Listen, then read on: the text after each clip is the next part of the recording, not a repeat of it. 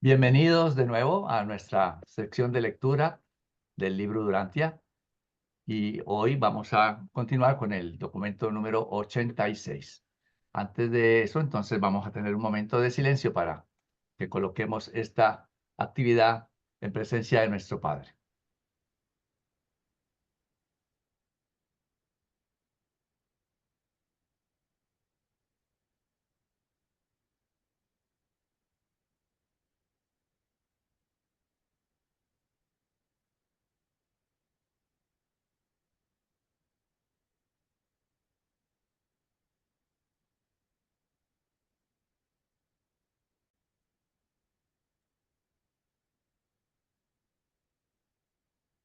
Bien, vamos entonces a iniciar.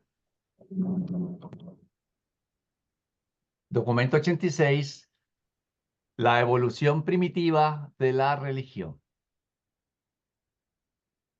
La evolución de la religión, que partió del impulso de adoración primitivo y precedente, no depende de la revelación.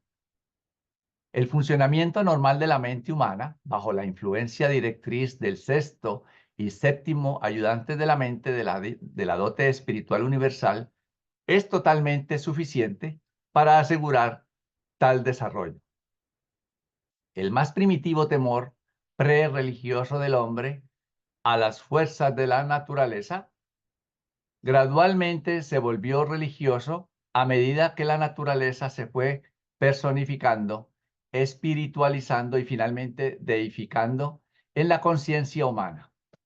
La religión de tipo primitivo fue por lo tanto una consecuencia biológica natural de la inercia psicológica de la mente animal en evolución, una vez que dicha mente llegaba a captar el concepto de lo sobrenatural.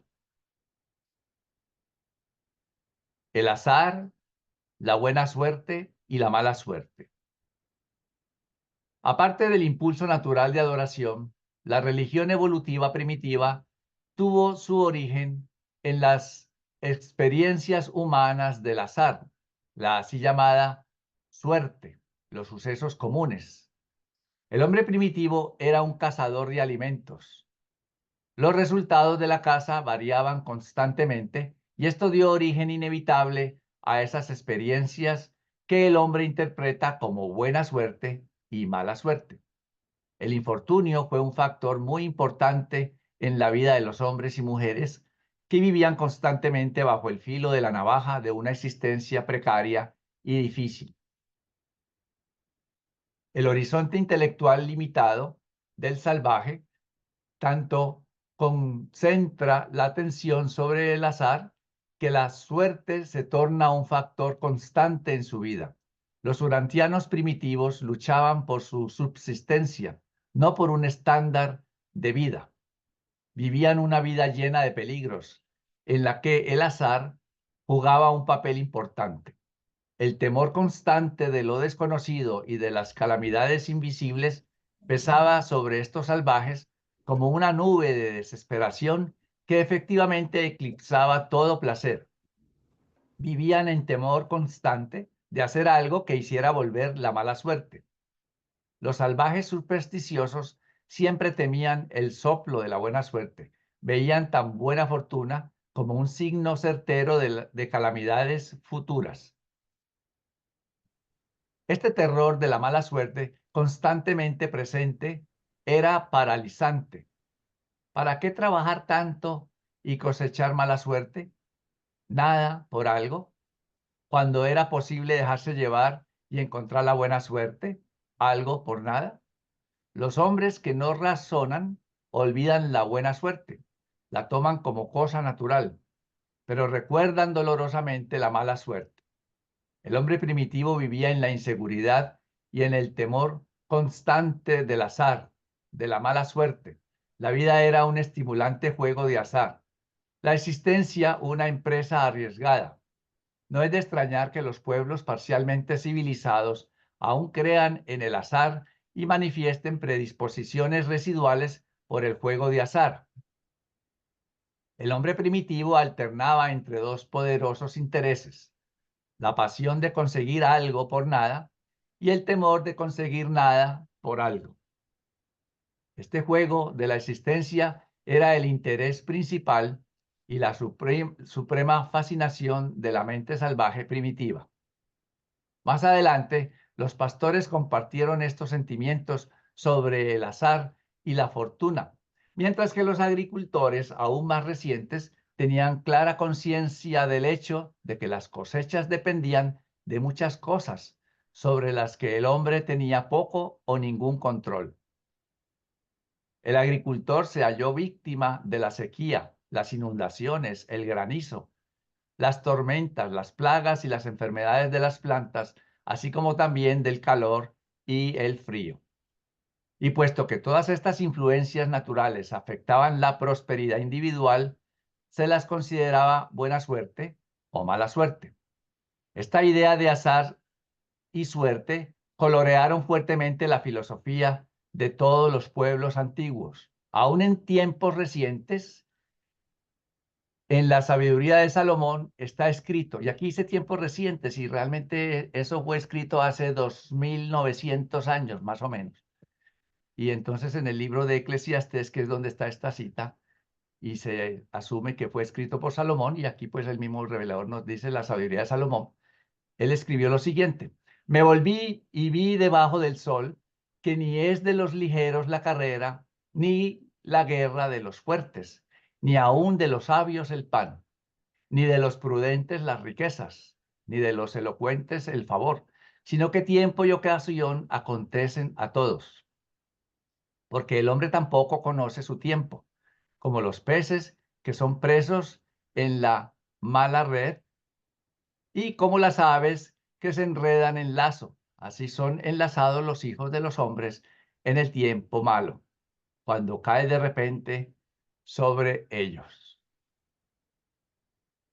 Entonces, pues me llama la atención esta cita del libro de Eclesiastés, como muchas cosas no dependen del esfuerzo, como por ejemplo el que se entrena para una carrera y tiene un buen estado físico y finalmente perdió. Ganó uno que quizás no se esforzó mucho. Hubo ahí un factor que no se puede saber qué es, ¿no? El que ganó, pues dice buena suerte, pero el que perdió dice mala suerte. Y al fin, ¿qué es de las dos? ¿Buena o mala? Depende del que sufre la consecuencia o el beneficio. Entonces vemos cómo todas estas costumbres que nos han ido narrando los reveladores en los últimos documentos que hemos estado leyendo, me llama la atención es el hecho de que ellos no pasan juicio sobre dichas costumbres, solamente nos las están narrando y contando. Pero no recuerdo, y no sé si más adelante lo dirán, que ellos en algún momento pasen un juicio sobre dichas costumbres, es decir, las evalúen y nos digan, eso está mal, eso no se debe hacer, o esto está bien, esto sí se debe hacer, agrada a Dios o esto no agrada a Dios. Si ustedes hacen esto, van para el cielo, y si no lo hacen, pues se van para el infierno. Yo creo que eso no lo vamos a encontrar en el libro durante. Así que solamente nos están contando por todas las cosas que la humanidad ha pasado a lo largo de muchos años.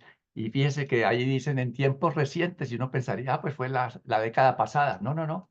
Fue hace 2900 años, esos son los tiempos recientes. Si alguien va a tener o desea comentar algo más al respecto, si no, entonces le compartimos a Siler, sí, cómo no. Sí, hermanitos, buenas tardes, gusto en verlos. Buenas tardes. Fíjense que este documento de Eclesiastés 9:11, yo lo conozco como el suceso imprevisto.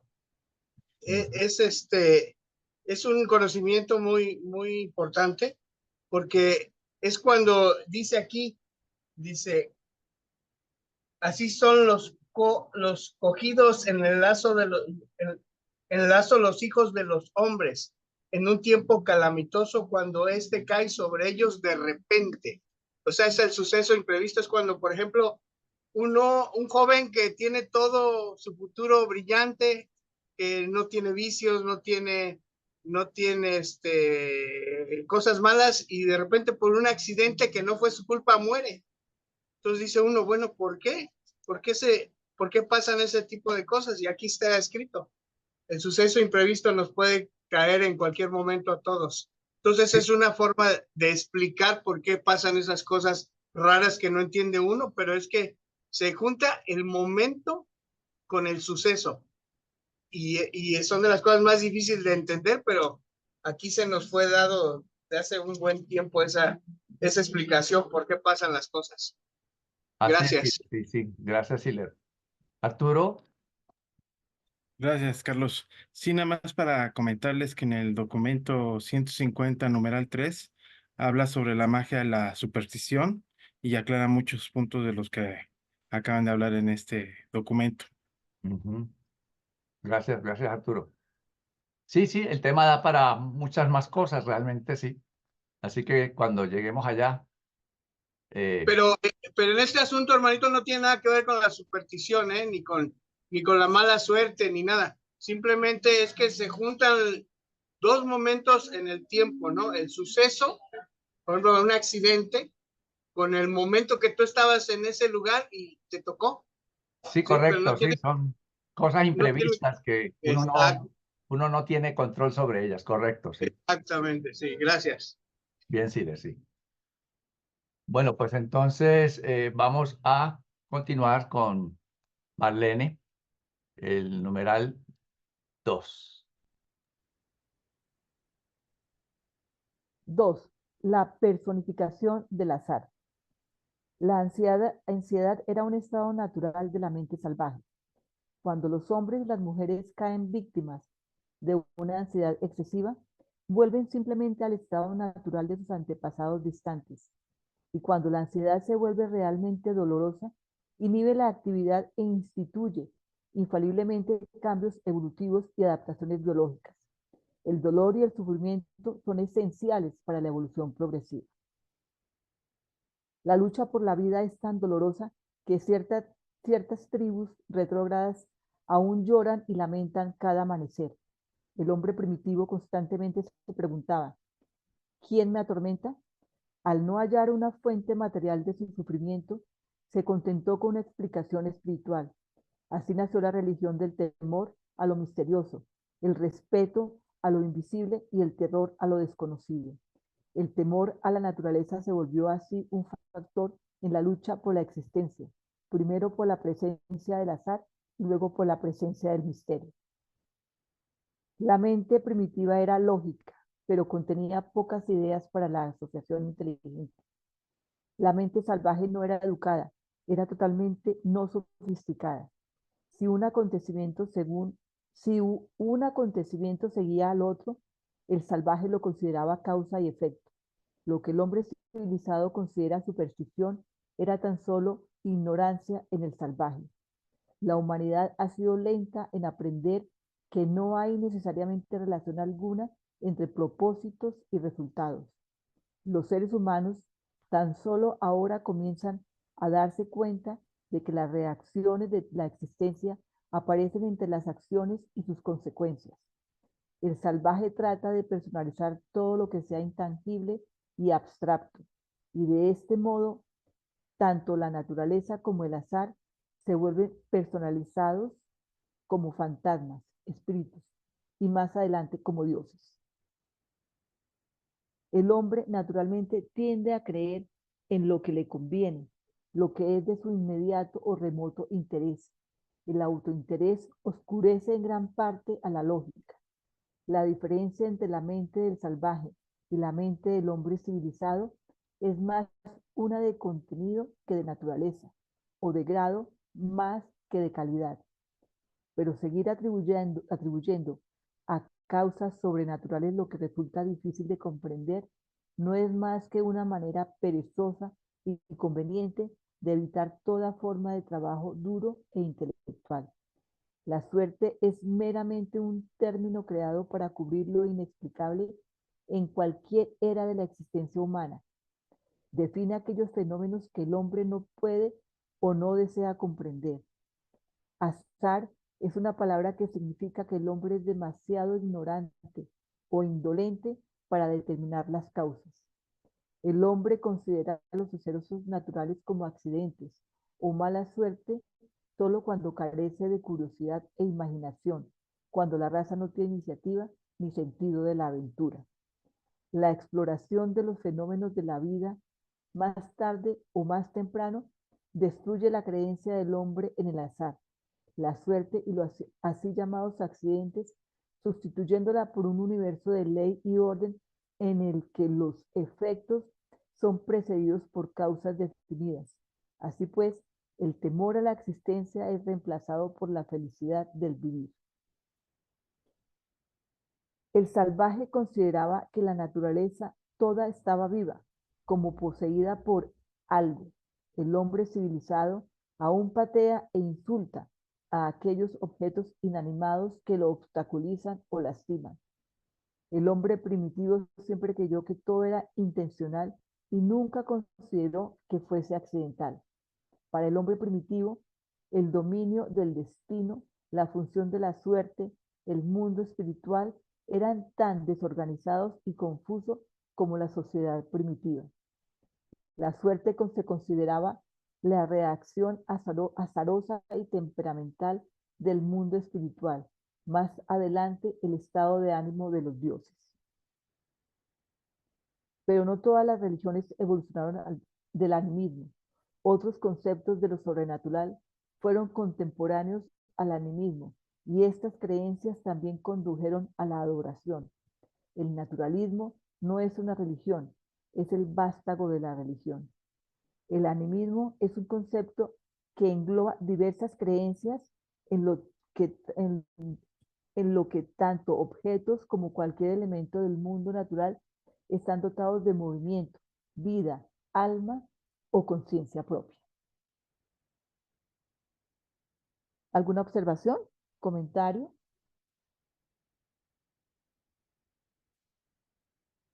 Ana Isabel, por favor. Sí, buenas, hola, un saludo para todos. Yo me perdí en lo que estabas leyendo, creo que era en el párrafo 3, que dice que el salvaje consideraba en forma equivocada que todo era causa y efecto. Oh, caramba, entonces soy salvaje porque yo pienso lo mismo.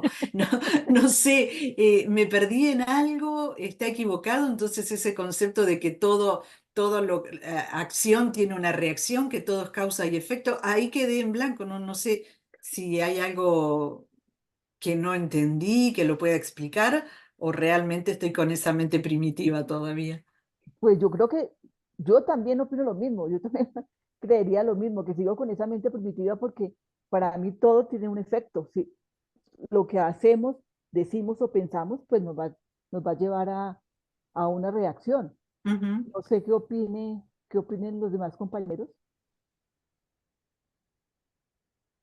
Sí, pero lo extraño es que ahí dice como que eso está equivocado. Sí, exactamente. Opina diferente a lo que opinamos nosotras en este momento. Sí. Isabel, Sí, bueno, en algún momento hemos tocado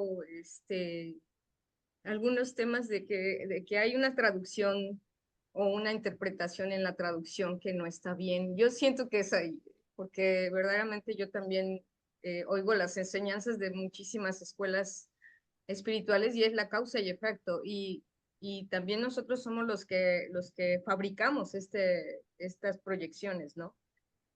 Por nuestra forma de observar. Aquí entiendo que son las vicisitudes, ¿no? Que no somos víctimas del mundo, de las circunstancias, y venimos justamente a esas pruebas para superar, ¿no? Todo el tiempo van a suceder cosas, no por mala suerte ni nada, simplemente porque todo pienso que se expande en sociedad, en familia, en todas estas creencias que van expandiéndose y van causando creencias, ¿no? Pero yo siento que hay una traducción ahí que no estuvo bien del inglés al español, de que yo opino eso, ¿no? Porque yo también creo lo mismo que tú, Ana sí. Isabel. Gracias. Claudio, gracias Isabel. Sí, ¿qué tal? Bueno, sigue, digamos, la opinión sobre lo que decía Ana Isabel, también con Marlene. En lo que tiene que ver con la causa y el efecto, ahora, ¿no? O sea, uno puede decir, todo puede ser un accidente. A veces nosotros no buscamos el accidente. Si yo me voy al borde de un volcán que está por hacer erupción, corro mucho más riesgo que si estoy a 50 kilómetros de ese volcán. A veces uno se la busca las cosas. Y por otro lado,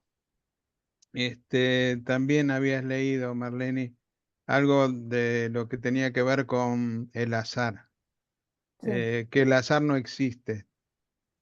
O sea, quizás el que lo está diciendo es alguien que tiene muchísima más capacidad que cualquiera de nosotros para calcular, ¿sí? O sea, tanto cuando uno gira una moneda como cuando da vuelta un bolillero en la lotería, ¿sí? O sea, para nosotros es algo muy difícil de predecir qué es lo que habrá de salir y por eso lo llamamos azar. Hay otras cosas que sí, que por supuesto tienen que ver con nuestra conducta y entonces, o sea, lo que uno siembra también cosecha, ¿no? Pero me da la impresión que el azar, hay casos en los que sí dependemos, salvo que este ser que está, este revelador, o sea, tenga una capacidad matemática muy, muy, muy profunda como para saber qué número de bolilla va a salir en la lotería. Mira eso, nada más, gracias. Ok. ¿Alguien más?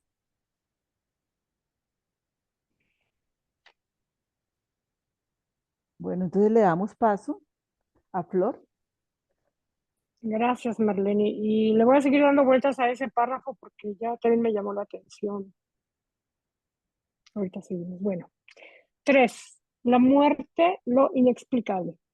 La muerte era para el hombre evolutivo el supremo arcano, la combinación más aterradora de azar y misterio. El arcano de la muerte, más bien que la santidad de la vida, inspiró el temor y de esta manera fomentó eficazmente la religión. Entre los pueblos salvajes, la muerte era generalmente violenta, de modo que la muerte sin violencia se tornó cada vez más misteriosa.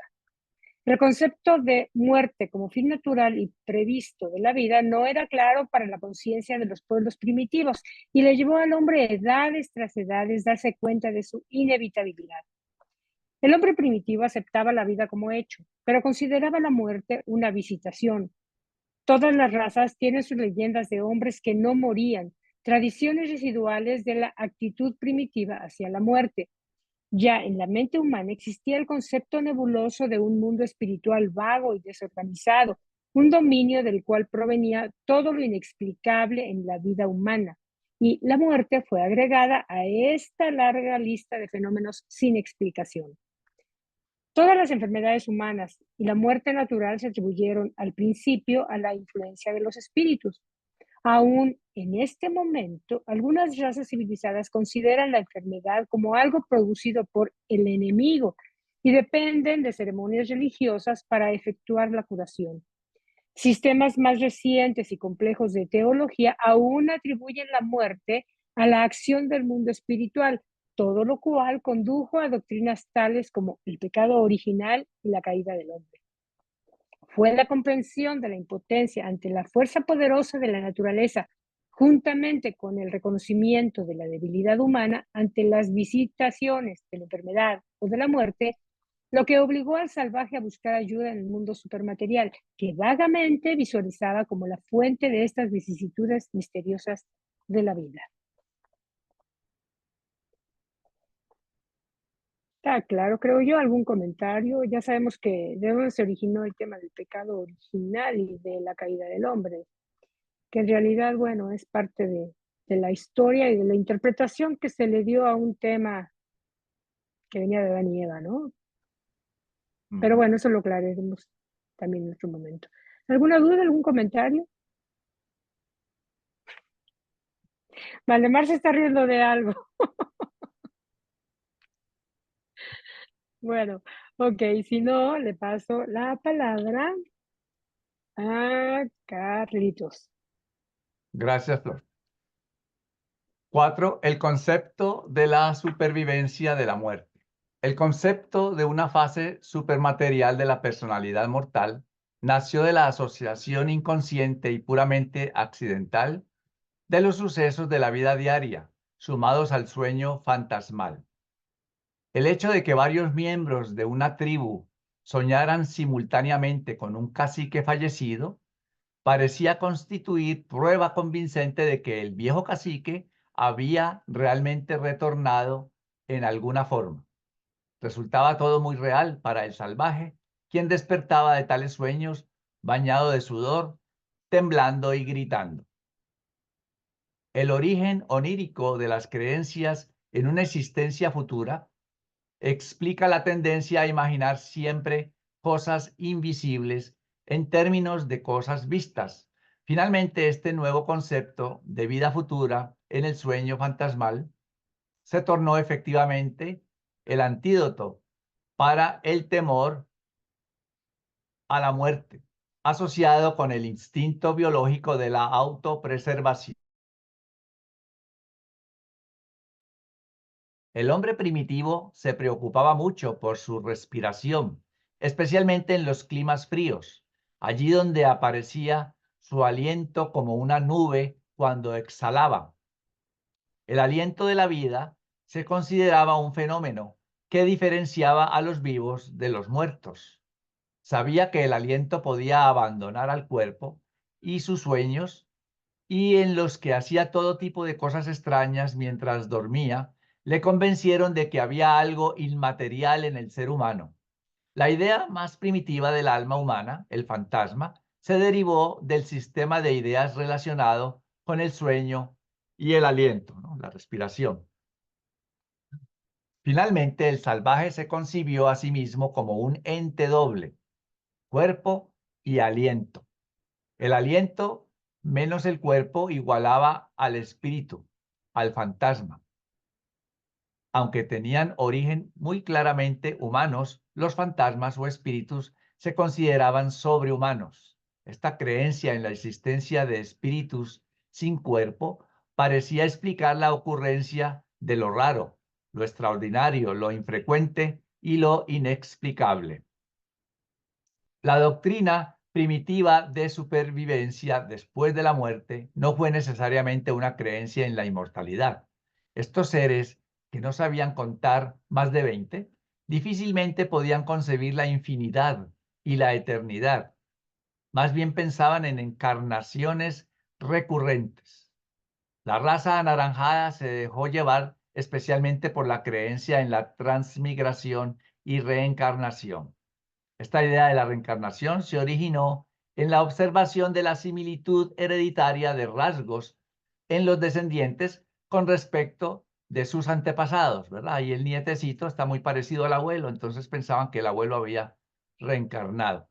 La costumbre de llamar a los hijos con el nombre de los abuelos y de otros antepasados se debía a la creencia en la reencarnación. Algunas razas posteriores creían que el hombre moría de 3 a 7 veces. Esta creencia, residuo de las enseñanzas de Adán sobre los mundos de estancia, y mire que me llama la atención, quiere decir que entonces Adán sí enseñó en aquella época sobre los mundos de estancia.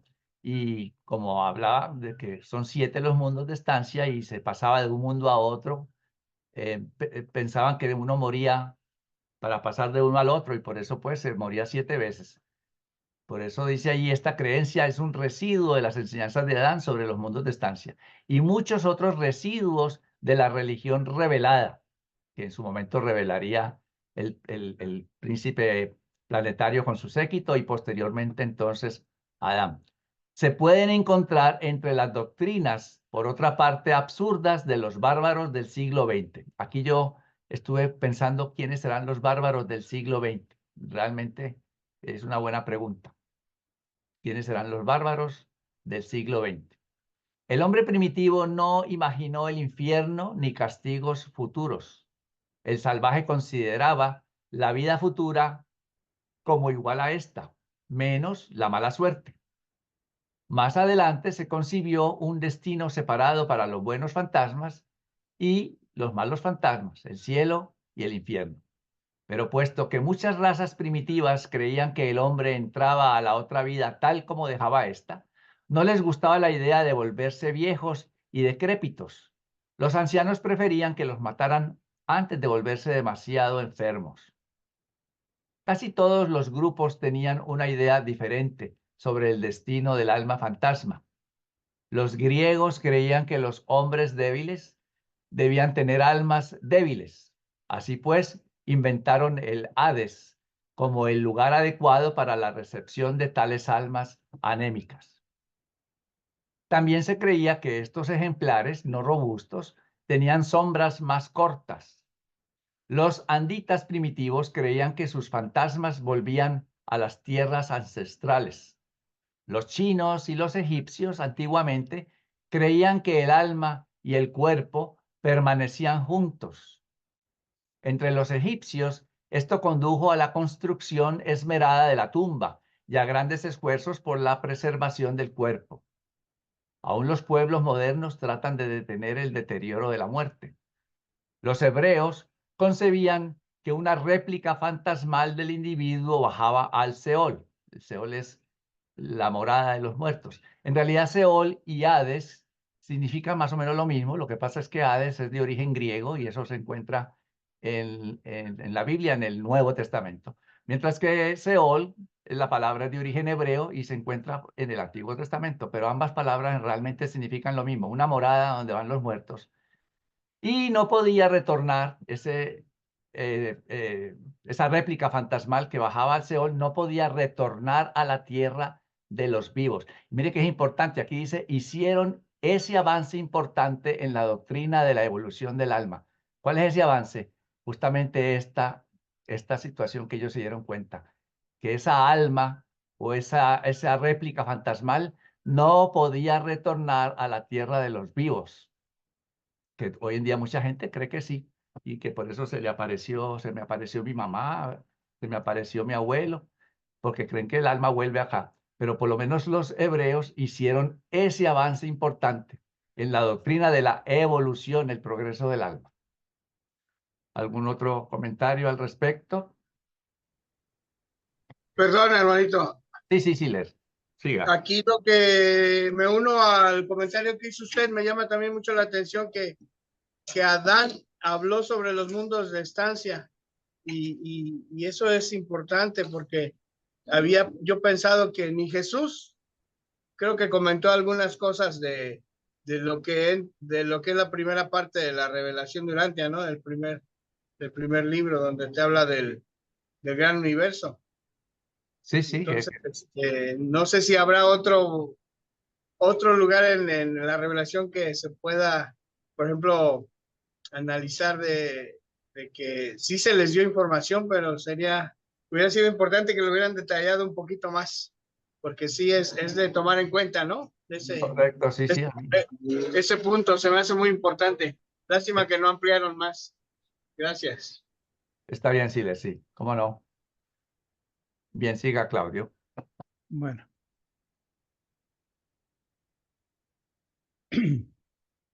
El concepto del alma fantasma. La parte no material del hombre se ha denominado indistintamente como fantasma, espíritu, sombra, espectro y últimamente alma.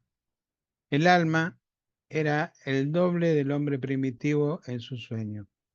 Era en todas las formas exactamente igual al mortal mismo, excepto que no respondía al sentido del tacto. La creencia en los dobles oníricos condujo directamente a la idea de que todas las cosas animadas e inanimadas tenían un alma, igual que los hombres. Este concepto tendió a perpetuar por largo tiempo las creencias en los espíritus de la naturaleza. Los esquimales aún conciben que toda la naturaleza tiene su espíritu. El alma fantasma podría oírse y verse, pero no se podía tocar. Gradualmente, la vida onírica de la raza tanto desarrolló y amplió las actividades de este modo espiritual, evolutivo, que la muerte llegó a definirse como echar el alma. Todas las tribus primitivas, excepto las que estaban apenas por encima de los animales, han desarrollado algún concepto del alma.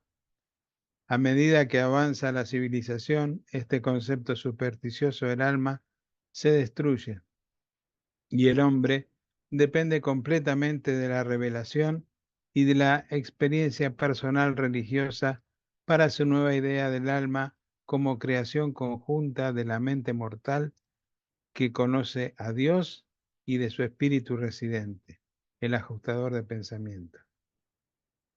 Los mortales primitivos generalmente no supieron diferenciar los conceptos de un espíritu residente y de un alma de naturaleza evolucionaria.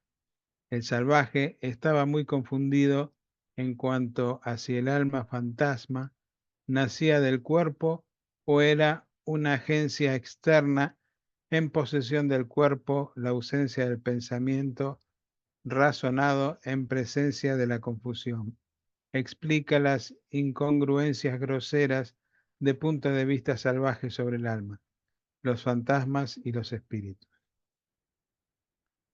Se creía que el alma era el cuerpo como lo que el perfume es a la flor. Los antiguos creían que el alma podía abandonar al cuerpo de varias maneras, como por ejemplo, 1. En el desmayo común y pasajero. 2. Al dormir en el sueño natural. 3. En el coma y la pérdida de conciencia asociada con la enfermedad o a los accidentes. Y 4. En la muerte, la partida permanente. El salvaje consideraba el estornudo un intento frustrado del alma por escapar del cuerpo.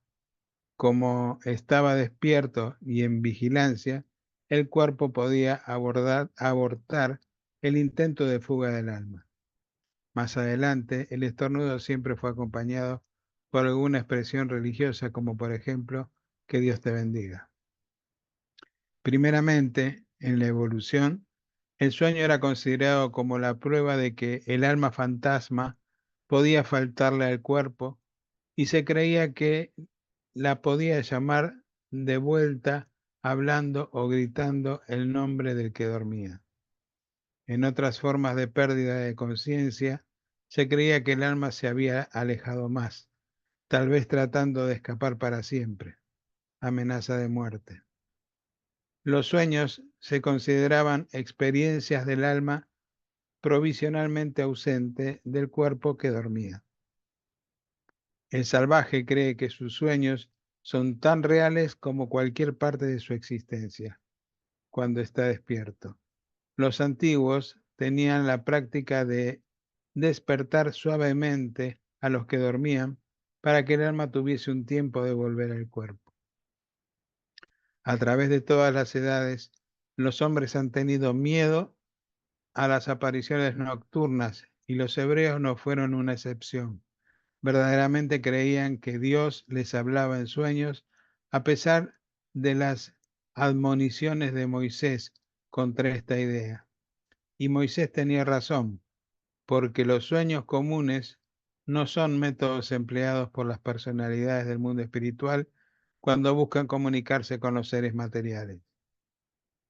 Los antiguos creían que las almas podían entrar en los animales, aún en los objetos inanimados. Esto culminó con la idea de identificar animal como un ejemplo, el hombre lobo. Era posible que el alma de un ciudadano observante de la ley durante el día le abandonase cuando dormía para meterse en un lobo u otro animal y cometer depredaciones nocturnas. Los hombres primitivos creían que el alma estaba asociada con el aliento y que sus cualidades podían ser impartidas o transferidas por el aliento. El cacique valeroso respiraba sobre el niño recién nacido, impartiéndole así valor. Entre los cristianos primitivos, la ceremonia de donar el Espíritu Santo iba acompañada de respirar sobre los candidatos. Dijo el salmista: Por la palabra del Señor fueron hechos los cielos y todo el ejército de ellos por el aliento de su boca. Está en el Salmo 33:6. Por mucho tiempo fue costumbre del hijo mayor tratar de aspirar el último aliento de su padre moribundo. Más adelante se llegó a temer la sombra y la reverencia como el aliento. El propio reflejo en el agua también se consideraba a veces como una prueba del ser doble, y los espejos se respetaban con miedo supersticioso. Aún ahora muchas personas civilizadas dan vuelta al espejo contra la pared cuando hay una muerte en la familia. Algunas tribus retrógradas aún creen que hacer retratos, dibujos, modelos o imágenes quita todo o parte del alma del cuerpo. Por lo tanto, estas cosas están prohibidas. Se pensaba generalmente que el alma estaba identificada con el aliento, pero también ubicada según distintos pueblos en la cabeza, el cabello, el corazón, el hígado, la sangre y la grasa. La voz de la sangre de Abel que clama desde la tierra expresa la creencia antigua de la presencia del fantasma en la sangre. Los semitas enseñaban que el alma residía en la gordura del cuerpo y entre muchos comer grasa animal era tabú. La caza de cabezas fue un método para captar el alma del enemigo, así como también quitarle el cuero cabelludo. En tiempos recientes, los ojos se han considerado la ventana del alma. Los que mantienen la doctrina de 3 o 4 almas creían que la pérdida de un alma significaba incomodidad, pérdida de 2, enfermedad, de 3, la muerte. Un alma vivía en un aliento, una en la cabeza, una en el cabello y otra en el corazón. Se aconsejaba que los enfermos deambularan al aire libre con la esperanza de volver a captar sus almas vagabundas. Los mejores curanderos intercambiaban, según se suponía, el alma enferma de una persona enfermiza por un alma nueva, el nuevo nacimiento. Los hijos de Badonán desarrollaron la creencia en 2 almas, el aliento y la sombra. Las primitivas razas noditas consideraban al hombre como que consistía en 2 personas, el alma y el cuerpo. Esta filosofía de la existencia humana se reflejó más adelante en el punto de vista griego. Los griegos creían en 3 almas. El alma vegetativa residía en el estómago, el alma animal en el corazón y el alma intelectual en la cabeza. Los esquimales creen que el hombre tiene 3 partes: cuerpo, alma y nombre. ¿Algún comentario?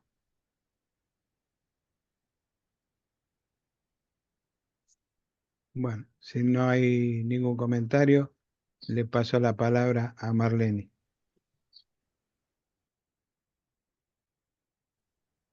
6. El medio ambiente de espíritus y fantasmas. El hombre heredó un medio ambiente natural, adquirió un medio ambiente social e imaginó un medio ambiente fantasmal. El estado es la reacción del hombre a su medio ambiente natural, el hogar a su medio ambiente social, la iglesia a su medio ambiente fantasmal ilusorio. Muy pronto en la historia de la humanidad, las realidades del mundo imaginario de los fantasmas y espíritus se volvieron universalmente creencias, y este mundo espiritual imaginado nuevamente se tornó un poder en la sociedad primitiva. La vida mental y moral de toda la humanidad fue modificada para siempre por la aparición de este nuevo factor en el pensamiento y la actuación humanas. Dentro de esta importante premisa de ilusión e ignorancia, el temor a la muerte ha acumulado todas las supersticiones y religiones subsiguientes de los pueblos primitivos. Esta fue la única religión del hombre hasta los tiempos de la revelación, Y hoy en día muchas de las razas del mundo tan solo tienen esta burda religión evolucionaria. A medida que progresó la evolución, la buena suerte se empezó a asociar con los buenos espíritus y la mala suerte con los espíritus malignos. Las dificultades de una adaptación forzada a un medio ambiente cambiante que se consideraban mala suerte, la ira de los fantasmas, espíritus. El hombre primitivo lentamente desarrolló la religión partiendo de su innato impulso natural hacia la adoración y de su interpretación errónea del azar. El hombre civilizado provee esquemas de seguridad para sobreponerse a estas vicisitudes del azar. La ciencia moderna ofrece un actuario de seguros basado en la matemática para reemplazar a los espíritus ficticios de dioses caprichosos. Por definición, un actuario de seguros es una persona que está instruida en cálculos matemáticos y estadísticos relativos a los seguros. Cada generación que pasa se ríe de las supersticiones tontas de sus antepasados, pero persiste en errores de pensamiento y de adoración que motivarán la risa de una posteridad esclarecida. Pero por fin la mente del hombre primitivo estuvo ocupada con pensamientos que trascendían todos sus impulsos biológicos inherentes.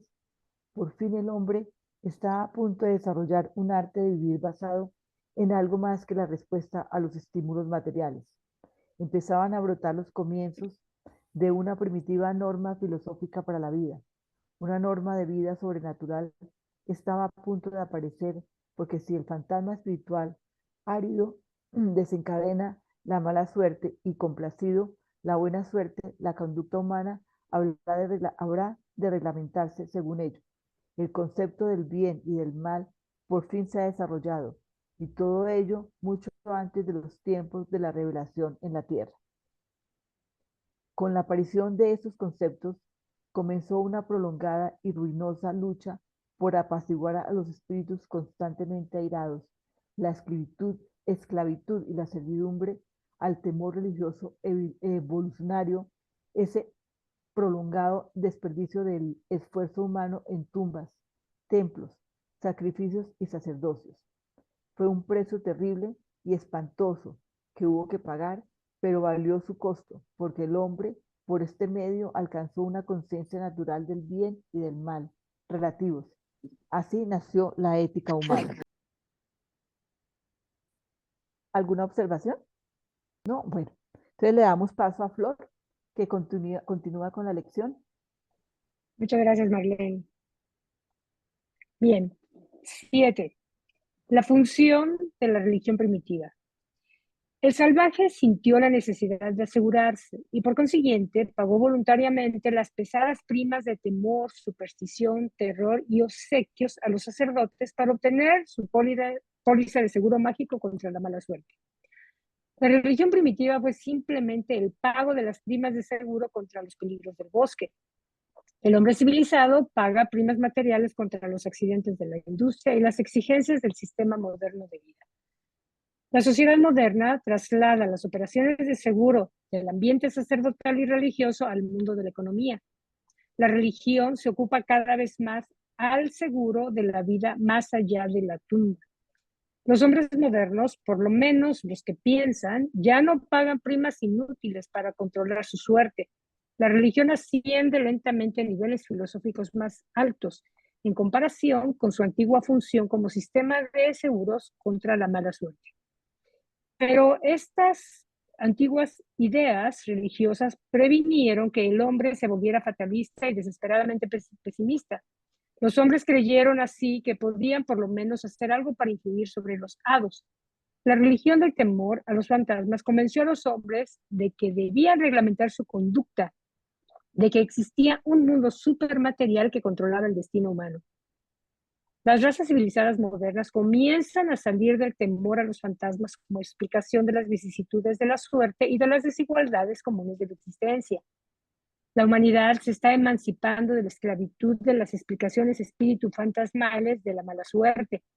Pero aunque los hombres descartan la doctrina errónea de una causa espiritual de las vicisitudes de la vida, exhiben una disposición sorprendente a aceptar una enseñanza casi igualmente errónea que les incita a atribuir todas las desigualdades humanas a la falta de adaptación política, a la injusticia social y a la competencia industrial.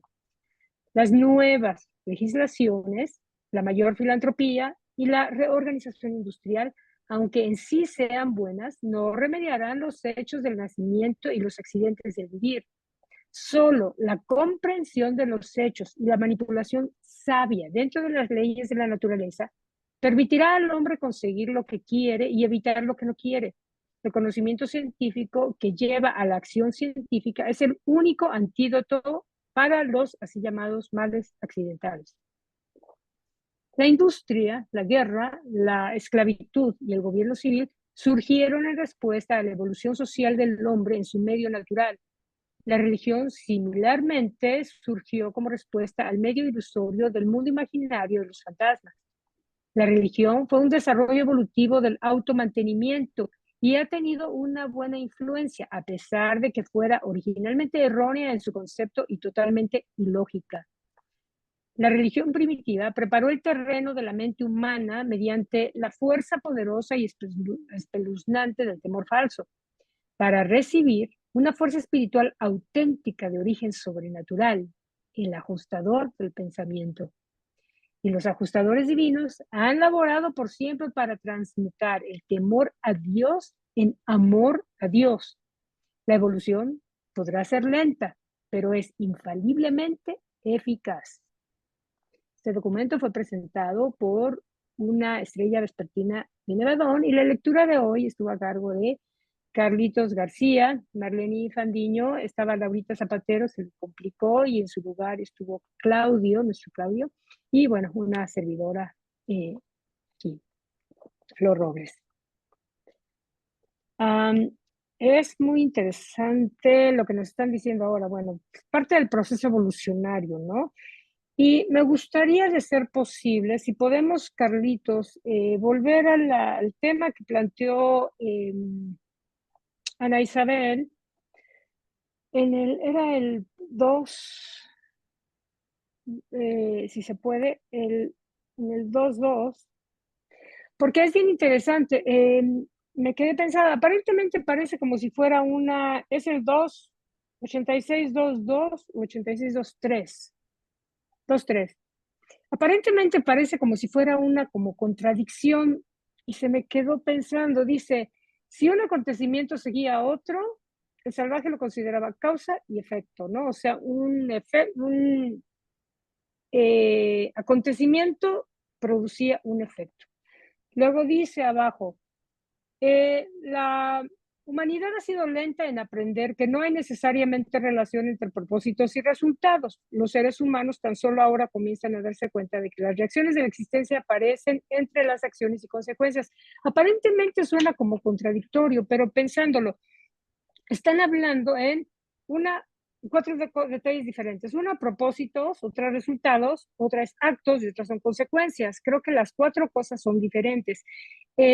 Propósitos puede ser de manera potencial algo que se tiene en mente, que se va a hacer, que se quiere hacer, es un propósito, un deseo de. Acto es algo que es hecho o que se va a hacer o que ya está hecho, ¿no? De hecho, que ya está hecho, un acto, ¿no? Luego, resultado es una cosa y consecuencia es otra. Entonces, creo que no hay tanta contradicción entre ambos, sino que simplemente son cosas diferentes. Un propósito determinado es algo que se plantea, se piensa hacer, quizá aún no se hace, no se lleva, no es una actualidad, pero está en un deseo de hacer y produce un resultado, independientemente de que sea positivo o negativo, o si hay un proceso de medición, eso es otro detalle. Pero un acto es algo que se lleva a cabo, pensemos en que está llevado a cabo y que ocasiona una consecuencia. Si es bueno el acto, la consecuencia es buena. Si es negativo el acto, bueno, la consecuencia es negativa. Entonces, creo yo que son cuatro cosas diferentes que en realidad no tanto se contradicen, aunque aparentemente es como enredado entenderlo. Y otro detalle, no es un tema de traducción, porque según yo creo que sí está bien traducido, o adecuadamente traducido. Si alguien tiene otra opinión, pero qué bueno, gracias Isa por traerlo a colación, porque sí, estaba enredado. No, gracias a ti, Flor, por explicarlo. Es que a veces los reveladores nos la plantean de unos modos tan curiosos que hay que leerlo y releerlo, y por eso cada vez que leemos el libro encontramos nuevos detalles y nuevos significados, ¿no? Es un tema evolucionario también. Adelante, Arturo, platícanos. Gracias, Rosita. Sí, es exactamente lo que tú dices. No está contradiciendo lo que es la causa y el efecto, sino más bien está enseñándonos la manera correcta como debemos llamar a a un acto y efecto. Dentro de las matemáticas es acción y reacción. Entonces, pero en realidad no es causa. Por ejemplo, hablando sobre la causa, por ejemplo, si me hacen cosquillas, esa sería supuestamente la causa, pero más que causa, es un acto. Entonces la reacción sería me da risa. Otro ejemplo, por ejemplo, sería si me tropiezo, que lo atribuimos a una causa, pero es una acción.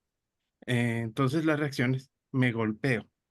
Si estoy triste, que en realidad es un acto también, pero lo asimilamos como causa, entonces la reacción sería me cuesta dormir. Esos son ejemplos, pero más que nada nos están ampliando esa comprensión de causa y efecto. No se contradice. Sal. Eso era todo. Gracias. Gracias, Arturo, muy, muy interesante. Y es lo bonito del libro Durante, ¿no? Que nos pone a pensar y a tratar de discernir las palabras. Y a veces las palabras las emplean en un sentido y a veces el sentido es diferente de acuerdo al contexto de la oración o al contexto de lo que quiere explicar. Pablito, qué gusto. Adelante, Pablo. Gusto estar aquí, saludarlos a todos. ¿Pudieras un momentico, Carlitos, poner justo lo que estaba señalando Flor para comentar algo al respecto? Si un acontecimiento seguía al otro, el salvaje lo consideraba causa y efecto. Lo que el hombre civilizado considera superstición era tan solo ignorancia en el salvaje. Yo quisiera poner un ejemplo sobre esto. Ya la puedes quitar si quieres. Imaginémonos que estamos todos reunidos, ¿verdad? En el mundo primitivo y había una escalera, por decir algo, y vemos que alguien pasó por debajo de la escalera. Al día siguiente la persona se mueve, le pasa algo, ¿sí?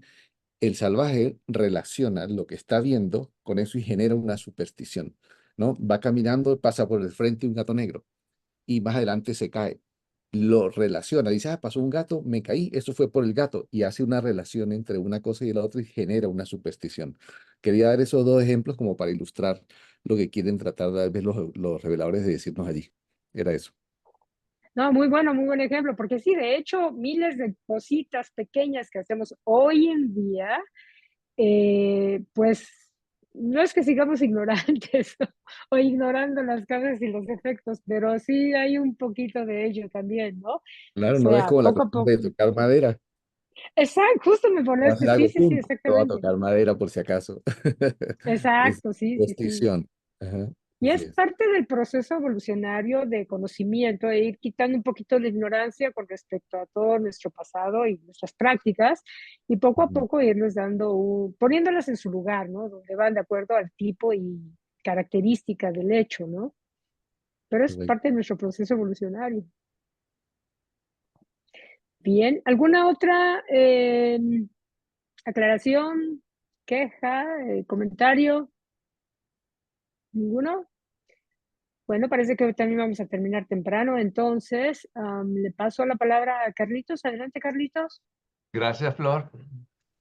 Sí, pues entonces el próximo jueves continuamos el documento 87 que se titula Los cultos a los fantasmas. Así que seguimos más o menos en el mismo tema y vamos viendo todas estas costumbres, sus orígenes, su evolución, su proceso y cuántas cosas todavía tenemos en nosotros. Por ahí creo que se leyó que hoy en día nos causan risa esas supersticiones de antes, pero recordemos que dentro de 200 años los que iban allá se van a reír de las nuestras. Y el que ríe de último ríe mejor. Así que todos llevamos un poquito de esas costumbres y de esas cosas en el proceso de nuestra evolución, nuestra perfección pues vamos dejando todo eso atrás. Pero es importante y son necesarias, tienen su propósito, es parte del proceso y ahí lo vamos conociendo. Pues yo les agradezco mucho su asistencia, su fiel asistencia. Gracias a Claudio por emerger, darnos la mano ante eventualidades. Siempre ocurre alguna cosita, pero siempre hemos podido resolver, gracias a Dios. Así que entonces les deseo una feliz noche, feliz fin de semana y hasta el próximo jueves. Dios mediante. Nos veremos entonces. Gracias. Dios Muchas bendiga a todos. bendiciones. Chao, chao. Un abrazo a todos. Gracias por participar.